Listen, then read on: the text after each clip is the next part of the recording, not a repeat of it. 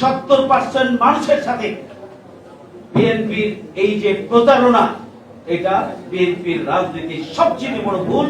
এটা আগামী দিনে প্রমাণিত হবে। এদেশের জনগণ কখনোই জুলাইয়ের সাথে কোন প্রতারণাকে মেনে নেবে না। আসসালামু আলাইকুম ওয়া রাহমাতুল্লাহ। 15.5 বছরের জুলুম, নির্যাতন, নিষ্পেষণ, গুম, খুন, গ্রেপ্তার, হয়রানি এবং নির্মমতা, নৃশংসতা থেকে মুক্তির জন্য আপনারা জানেন যে আমাদের রাজনৈতিক দলগুলো ভূমিকা পালন করেছিল। 15.5 বছরের রাজনৈতিক দলগুলো ফ্যাসিস্ট অপশক্তির হাত থেকে এই দেশ এবং জাতিকে মুক্ত করতে পারেননি। এদেশের মানুষ যখন হতাশার মধ্যে নিমজ্জিত ছিল, রাজনৈতিক কর্মীদের মধ্যে যখন নতুন সূর্যোদয়ের ব্যাপারে সংশয় তৈরি হয়েছিল, ঠিক এমনি সময় আমাদের তরুণ এবং যুবক দামাল ছেলেরা তাদের জীবনের শেষ রক্তবিন্দু দিয়ে রাজপথে নেমে এসেছিল। এই তরুণ প্রজন্ম যাদের নেতৃত্বে গণ অভ্যুত্থান সংগঠিত হয়েছিল, তারা কোনো বিশেষ দলের, কোনো রাজনৈতিক দলের ছিল না, বরং তারা দেশের সচেতন ছাত্র এবং যুবক ছিলেন, যারা এই ফ্যাসিস্ট অপশক্তির হাত থেকে দেশকে রক্ষার জন্য যে জীবন দিয়েছিলেন। আমাদের জুলাই যোদ্ধারা যে স্লোগান দিয়েছিলেন, বৈষম্যহীন বাংলাদেশ চাই, উই ওয়ান্ট জাস্টিস, আমরা ন্যায় বিচার চাই, আমরা ইনসাফ চাই।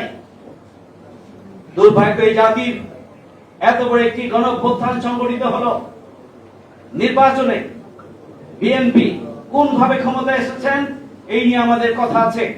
আগামী দিনে এই কথা আমরা হয়তো আরো বলার সুযোগ পাবো। ইতিমধ্যেই বিভিন্ন সেক্টর থেকে বলা শুরু হয়েছে।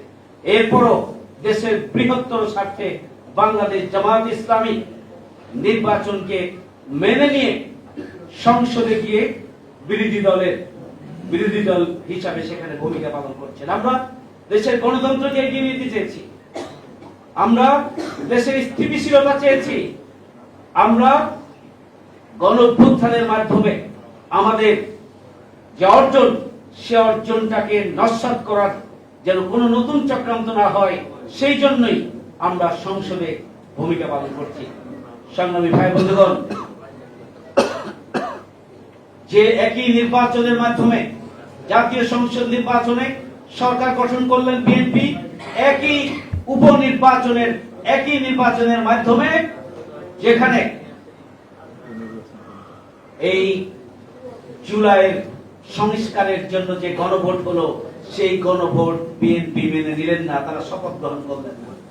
এই যে বিএনপির একটা দুঃসাহস, 70% মানুষের সাথে বিএনপির এই যে প্রতারণা, এটা বিএনপির রাজনীতির সবচেয়ে বড় ভুল। এটা আগামী দিনে প্রমাণিত হবে। এদেশের জনগণ কখনোই জুলাইয়ের সাথে কোনো প্রতারণাকে মেনে নেবে না। আমরা আজকে দ্বিতীয় বার্ষিকী আমরা পালন করব। আমাদের প্রধান অতিথি কর্মসূচি ঘোষণা করবেন মাসব্যাপী। আমি এটুকুই বলতে চাই যে অবিলম্বে গণভোটের মাধ্যমে যে জনতার রায়, সেই রায়কে বাস্তবায়ন করার মধ্য দিয়ে এদেশকে সংস্কারের মাধ্যমে, সংবিধান সংস্কারের মাধ্যমে এবং রাষ্ট্রের বিভিন্ন কাঠামোগত সংস্কারের মাধ্যমে আমাদের জুলাইয়ের সাথে যারা জীবন দিয়েছে তাদের যে স্বপ্ন, সেই স্বপ্নকে বাস্তবায়ন করার জন্য ভূমিকা পালন করতে হবে। আমরা চাই অবিলম্বে খুনি এবং সন্ত্রাসী যারা জুলাইয়ের আন্দোলনে যাদেরকে হত্যা করা হয়েছে, আমরা সেই খুনি এবং সন্ত্রাসীদেরকে আমরা তাদের বিচার চাই। নির্বাচনের পরে আমরা দেখছি অন্তর্বর্তীকালীন সময়ে নির্বাচন যে জায়গায় ছিল, অন্তর্বর্তীকালীন সময়ে আমাদের বিচার ব্যবস্থাটা যে জায়গায় ছিল, অন্তর্বর্তীকালীন সময়ের পরে নতুন নির্বাচনী সরকার এই বিচারিক প্রক্রিয়াকে দুর্বল করে ফেলেছে। আমরা পরিষ্কার করে বলতে চাই, খুনি এবং সন্ত্রাসীদেরকে অবশ্যই, গণহত্যাকারীদেরকে অবশ্যই বিচারের আওতায় আনতে হবে।